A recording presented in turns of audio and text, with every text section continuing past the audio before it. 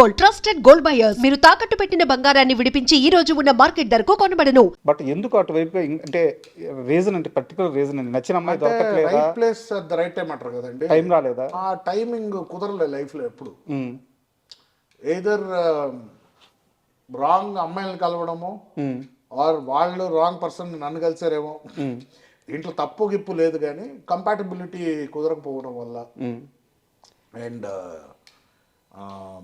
ఎలా చెప్తాను, first 20 to 30 పాపం ఒక అమ్మాయి కోసం వెయిట్ చేశాను. ఆ అమ్మాయి తిరిగి కూడా రాలా, పెళ్లి చేసుకుని వెళ్ళిపోయింది.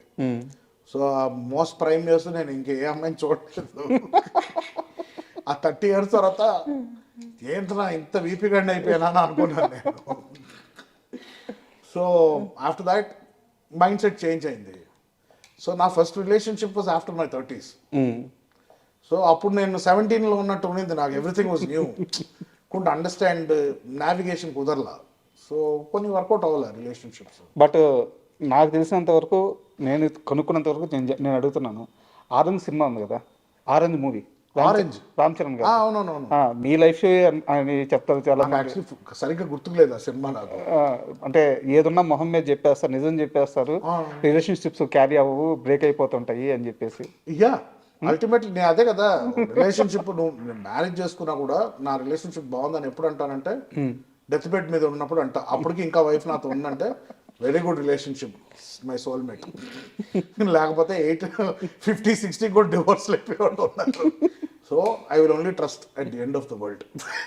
At the end of my world ఏదైనా ఇది ఇది ఇది నన్ను కంప్లీట్ చేసింది, దిస్ ఇస్ మై సోల్మేట్, నేను అచీవ్ చేశాను అనేది ఆ టైంలో డిసైడ్ చేయాలి కానీ ఈ టైంలో ఏది. సరే, ఇప్పుడు ఓపెన్గా ఒకటి చెప్పండి. మీరు చేసుకోవాలనుకుంటున్న అమ్మాయికి ఉండాల్సిన లక్షణాలు ఏంటి, క్వాలిఫికేషన్స్ ఏంటి? అదే కదండి, నాకు క్లారిటీ లేదు. ఇంకా క్లారిటీ రాలేదా? క్లారిటీ అంటే క్లారిటీ కాదండి, ప్రాబ్లం అంటే అలాంటి లిస్టులు పెట్టుకున్నా అంటే ఎవరు దొరకరండి అలాగా. ఎవ్రీథింగ్ షుడ్ బి మ్యాజిక్ లాగా జరగాల, న్యాచురల్గా అవ్వాలి. ఒక అమ్మాయిని చూస్తే ఎందుకు అమ్మాయి నచ్చుతుందో, ఆ అమ్మాయి doesn't have to be Aishwarya, నేనేదో రితిక్ రోషన్ కాదు కానీ, doesn't have to be the most attractive women.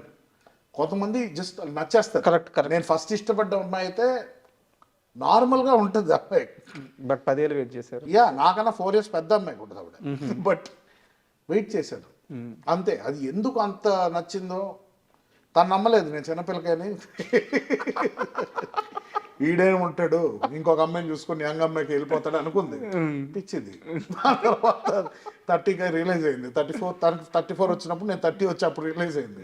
అప్పుడు పెళ్ళి అయిపోయింది ఇంకో ఎవరితో. ఏం చేస్తావు ఇంకా, కానీ అమ్మాయి వెళ్ళి హ్యాపీ మ్యారీడ్ లైఫ్ అన్నా. సో అంటే ఇప్పుడు మనం రిలేషన్ గురించి మాట్లాడుతున్నాం కాబట్టి అది సీరియస్ క్వశ్చన్ కాదు, కానీ అడగాలనుకుంటున్నా. మీకు ఇష్టమైతే సమాధానం చెప్పండి, చెప్పండి, స్కిప్ చేసేసేయండి. ఇప్పుడు నాన్నగారి పర్సనల్ లైఫ్ గురించి నేనేం మాట్లాడినా అది వ్యక్తిగత చాయిస్. బట్ ఇప్పుడున్న ఆ రిలేషన్లో పవిత్ర గారి అసోసియేషన్ ఎలా ఉంటుంది అంటే, మీ ఫ్యామిలీ మెంబర్ అయ్యారు, సో మీ నాన్నగారితో ఎలా ఉంటున్నారు, మీతో ఎలా ఉంటున్నారు, ఫ్యామిలీ మెంబర్కి ఎలా కలిసిపోయారు, ఇప్పుడు అంతా కంఫర్టబుల్గా ఉన్నారా? Yeah she is fantastic human being. నాకు అంటే వస్తుంటాం, రెగ్యులర్గా కలుస్తుంటాం. షీఈస్ ఆల్వేస్ వెరీ, ఎప్పుడు అందరిని పలకరిస్తారు, అందరితో కూర్చుంటారు, ఎలాంటి ఇది లేదు. She's a very happy go lucky woman. Okay, I feel డాడ్కి కరెక్ట్ మ్యాచ్ అని నా ఫీలింగ్. ఐ ఫెల్ట్ బికాస్ ఆయన కూడా కామ్గా ఉంటారు ఆవిడ ఉన్నప్పుడు. So I think after 50+ years is calm. So I think it's a good sign. అదే love, this never no time, no really time deadline or anything, never too late correct to find the right person. అదే చెప్పాను కదండి, నేను 60 years తర్వాత decide చేస్తాను. అప్పుడు 70 ఉంటే 70 వరకు అప్పుడు డిసైడ్ చేస్తాను. అప్పటి వరకు నాకు ఎవరు రైట్ అని నేను డిసైడ్ చేయను. So yeah. అండ్ పవిత్ర గారు లాస్ట్ అంటే కృష్ణ గారిని కూడా కలిశారు, కృష్ణ గారి ఆమోదం కూడా ఉందని చెప్పి నరేష్ గారు చాలాసార్లు చెప్పారనమాట. సో వాళ్ళిద్దరి ఆ మూమెంట్ ఎలా జరిగింది? నేను లేనండి. బట్ వన్ థింగ్ ఏంటంటే, నిర్మలా గారు కానీ కృష్ణ గారు కానీ ఈ డాడీ ఏమి డెసిషన్ తీసుకున్నా చాలా వరకు సపోర్ట్ చేసేవారు. బికాస్ వాళ్ళు చాలా కష్టాలు చూసి వచ్చిన వాళ్ళు. సో ఒకటి అర్థం చేసుకోవాలంటే, మనిషి లైఫ్లో అన్ని పర్ఫెక్ట్గా జరగదు. ఒకటి దానికి కట్టుబడిపోయి మనం యాంకర్ అయిపోయి అక్కడే ఉంటావా, ఆర్ ఆప్షన్ ఉంది అయినా చేసుకుంటావా. You want make something good of life. Today is happy, correct. ఎవరు కంప్లైంట్ చేయడానికి ఉంది ఇప్పుడు. But that's the whole point అండి, అందరిని సాటిస్ఫై చేయలేము. కరెక్ట్. బట్ అందరూ చెప్పేది ఒకటే, నీ సంతోషాన్ని ఎత్తుక్కో అంటారు. నీ సంతోషం ఎత్తుకోవడానికి 2-3 డిసప్పాయింట్ అవ్వాల్సి వస్తుంది తర్వాత. అందరి లైఫ్లో ఉంటుంది, ఎవరు 100% అందరినీ సంతోష పెట్టలేరు కదా. Correct. So ultimately first what you feel matters. నువ్వు సెక్యూర్గా ఉంటే ఇంకొక 2-3 నువ్వు సెక్యూర్ చేయొచ్చు, కానీ నీకే టికానం లేనప్పుడు you can't go and try to make people happy. So Naresh గారి లైఫ్ మొత్తం చూస్తే అంటే అంత ఎక్స్పీరియన్స్ లేదు, కానీ నేను గమనించినంత వరకు ఆయన ఆనందాన్ని ఎత్తుక్కుంటూ పోతుంటాడు వర్క్లో కానీ తన లైఫ్లో కానీ. అండ్ అంటే ఇలా బతకాలరా, ఇది కదా లైఫ్, ఆ సాటిస్ఫాక్షన్ ఉంటుంది ఆయన లైఫ్ స్టైల్లో. మీ నాన్నగారి లైఫ్ నుంచి ఏమైనా తీసుకోవాలంటే, ఏమైనా నేర్చుకోవాలంటే మీరు కోరుకునేది ఏంటి? నేను కోరుకున్నా కూడా అవ్వదండి అది. ఆయన ఎమోషనల్ పర్సన్, బట్ కొన్ని విషయాల్లో ఆయన ఎమోషన్ మేనేజ్ చేసే లెవెల్లో నేను మేనేజ్ చేయలేను, అండ్ దట్స్ నాట్ పాసిబుల్. అది నాకు మా మదర్ సైడ్ నుంచి వచ్చిందో మరి నాకు తెలియదు, but that is what I'm. So ఆ లెవెల్లో ఆయన కొంచెం ఎఫిషియన్సీ ఇంకా ఎక్కువ ఉంటుంది. ఎమోషన్స్ని కొంచెం ఆయన కొంచెం పక్కన పెట్టైనా కూడా he can finish some tasks. But when నాకు కొంచెం, నేను ఎమోషనల్ పర్సన్ని నేను. సో కొన్ని డెసిషన్స్ తీసుకునేది లాజికల్గా ఉండవు, but that will give me different results. So నేను ఐడెంటిటీ మార్చుకోదలుచుకోవట్లేదు, అండ్ యాక్సెప్టెన్స్ ఇస్ ఇంపార్టెంట్. ఆయనంత ఎఫిషియెంట్ పర్సన్ నేను కాదు, దో ఫిజికల్గా నేను ఇంకా ఎక్కువ చేయగలుగుతానేమో ఇప్పుడు, but work wise or experience wise is a task master.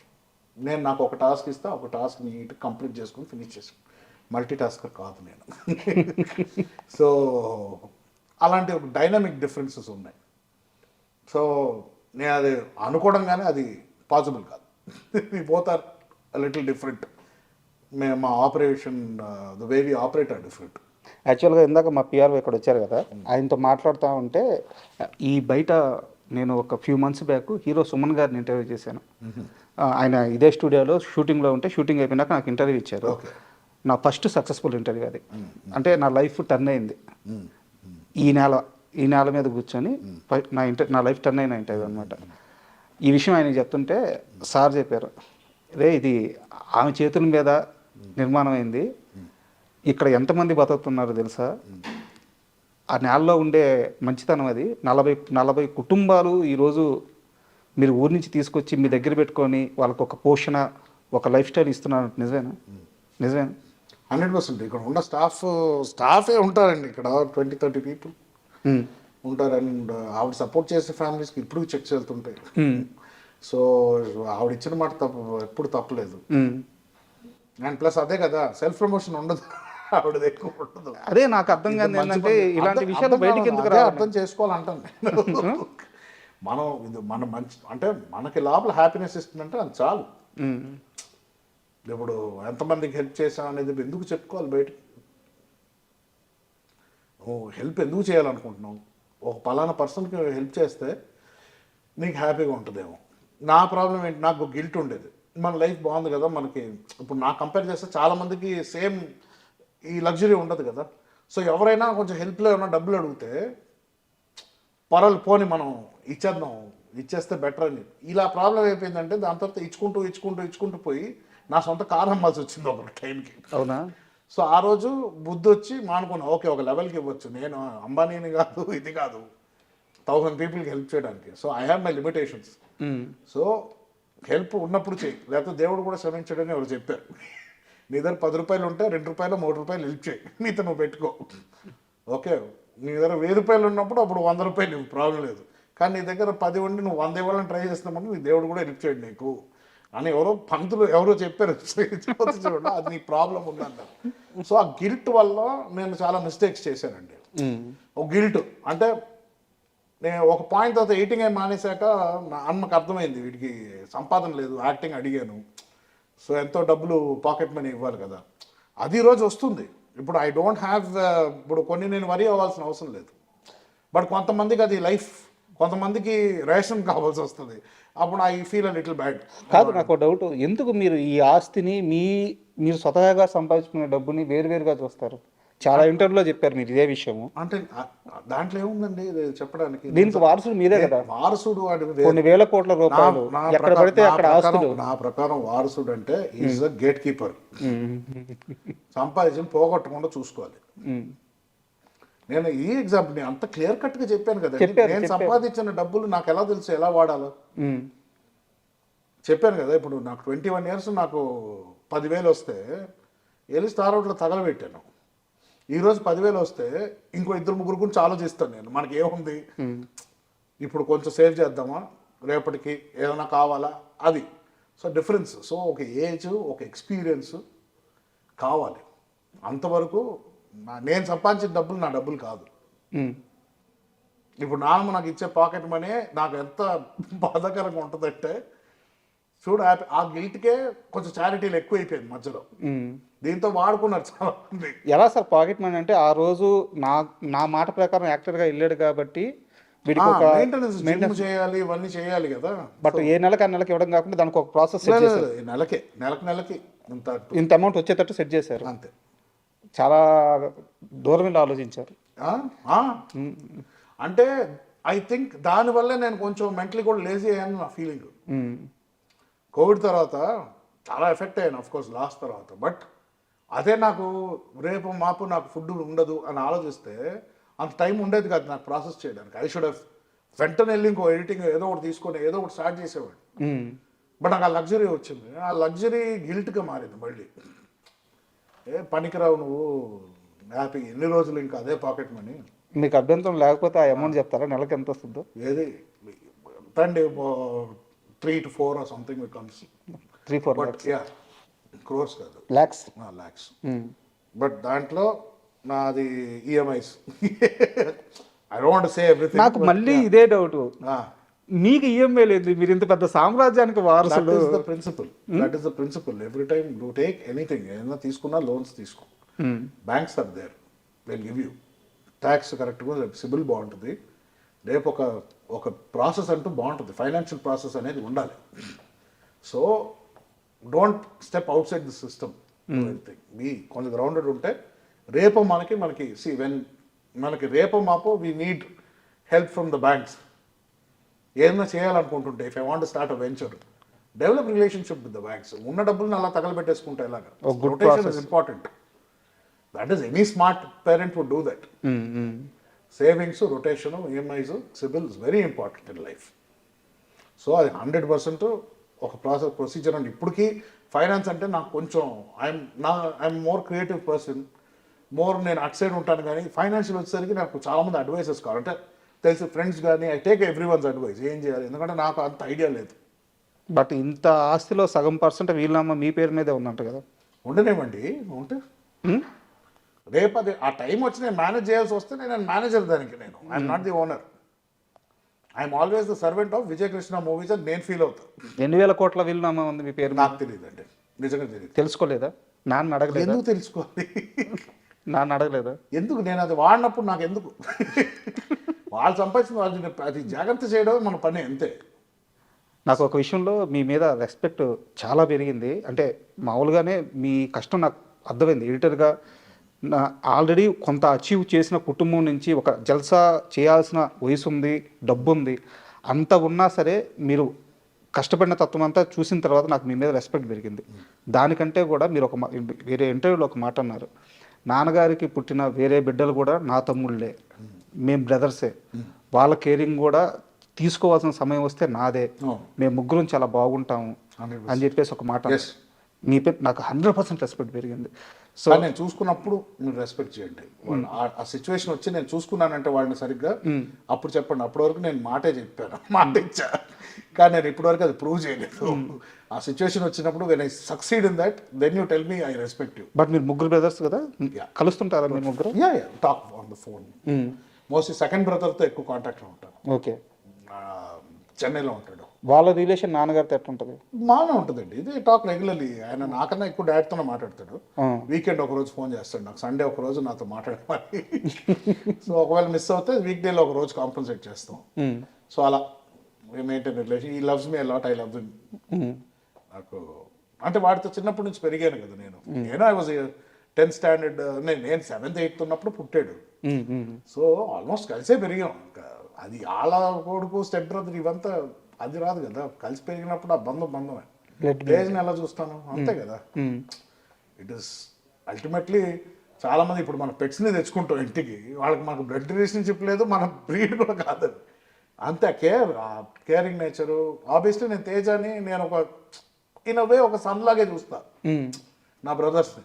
నాకని చాలా చిన్నోళ్ళు బిగ్ బ్రదర్ అయినా కూడా అలాంటి ఒక దీంట్లో చూస్తాం. సో ఎప్పుడు ఆ కాంపిటీషన్ ఇవన్నీ కాదు. సో అదే when they look up to me I will give everything. But ఇక్కడ ఒక సన్నటి లైన్ ఉంది. నాన్నగారి పనుల్లోకి మీరు ఇన్వాల్వ్ కాకపోవడము, ఆ లైను పట్టుకొని ఇద్దరు పరిధిలో అంటే తండ్రి కొడుకులే, బట్ ఇంత పెద్ద వ్యవహారాన్ని నడిపేటప్పుడు ఏంటంటే ఒకరికి ఇచ్చేయాలి, ఒకరిని ముందు పెట్టాలి, ఒకరి వెనకాల ఉండాలి. సో అది ఎలా మ్యాచ్ చేసుకున్నారు, ఎలా కుదిరింది? అది న్యాచురల్గా కుదిరిందండి. He's a very efficient man. అన్నీ చూసుకున్నాం, పొద్దున్న లేచిన దగ్గర నుంచి ఈవినింగ్ వరకు. ఆయన ఎంతసేపు పడుకుంటారో ఆయనకే తెలీదు, కానీ కంప్లీట్ చేయాలంటే టాస్క్ కంప్లీట్ చేస్తారు. ఆయన ఎప్పుడైతే టేక్ ఓవర్ చేశారో అక్కడి నుంచి నాన్ స్టాప్గా is been sitting on developing Vijayakrishna green studios and everything. So ఒకళ్ళు తీసుకున్నప్పుడు ఇనిషియేటివ్ మనం జస్ట్ వెనకాల సపోర్ట్. ఆయన పని చేయమంటే నేను చేస్తా అంతే. సో దాంట్లో ఎప్పుడు రెండు తలకాయలు ఉండకూడదు బిజినెస్లో. ఒకళ్ళు లీడ్ చేస్తున్నారంటే కరెక్ట్, ఒకడే. ఇంకొకళ్ళు వచ్చారంటే ఉన్నది కూడా చెడగొట్టుకుంటాం.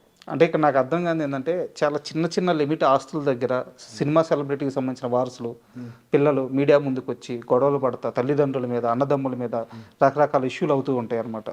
సో ఇన్ని వేల కోట్ల రూపాయల ఆస్తులు ఉన్నా కానీ ఏ రోజు విజయ నిర్మల గారి కుటుంబం నుంచి ఒక్క మనిషి మీడియాకి ఎక్కువ రోడ్డుకి ఎక్కువ ఆస్తి విషయంలో ఒక్క మాట ఒక్క సందర్భంలో మాట్లాడిన సందర్భమే లేదు. సో అది పెంపకం నుంచి వచ్చింది అనుకోవచ్చు. అంతేనండి, అంతే అనుకోవాలి, ఇంకేమనుకుంటాను. నచ్చుతుంది అంటే సోల్ క్యారియర్ గ్రాండ్ మా భుజాల మీద మొత్తం ఫ్యామిలీని మోస్తుంది.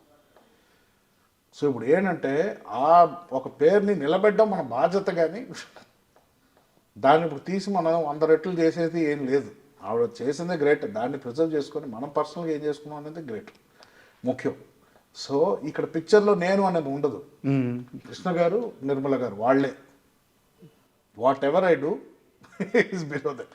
నేను సపరేట్గా ఏం చేసుకుంటాను, డాడీ ఆయన ఏం చేసుకుంటారో ఇట్స్ హిస్ డిసిషన్. సూపర్. మీ ఇద్దరు ఎక్కువ మాట్లాడుకుంటారా?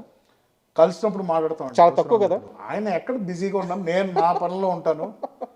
ఇలా ఆఫీస్ టైంలో ఇలా వచ్చినప్పుడు మాట్లాడుకుంటాం, అన్ని డిస్కస్ చేస్తారు. ఆయన టైం టు టైం ఫోన్ చేస్తారు, అప్డేట్ అయినా ఉందా, ఒకవేళ లేకపోతే ఏదైనా హ్యాండిల్ చేయాలంటే ఇలాంటి ఏదో చిన్నవి ఉంటాయి. ఫ్యామిలీలో ఏమైనా మీటింగ్స్ ఉందంటే ఏమన్నా కలవాలంటే కలుస్తుంటాం. ఇప్పుడు మహేష్ బాబు గారు రాజమౌళి గారితో మూవీ చేస్తున్నారు వారణాసి. అంటే ప్యాన్ ఇండియా కాదు ప్యాన్ వరల్డ్ అని చెప్పి అంటున్నారు. మీరు మహేష్ బాబు గారిని ఆయన కష్టాన్ని చాలా రోజులు దగ్గర చూస్తుంటారు. సో మీకు ఎలాంటి ఎక్స్పెక్టేషన్స్ ఉన్నాయి మూవీ మీద? నాకు ఎక్స్పీరియన్స్ డెఫినెట్లీ చాలా ఉంటుంది. నేను సినిమాలు చూసేది ఆడియన్స్గానే చూస్తాం. సో బయట ఎలా ఉందో ఎక్స్పెక్టేషన్, ఇట్స్ సేమ్ ఎక్స్పెక్టేషన్.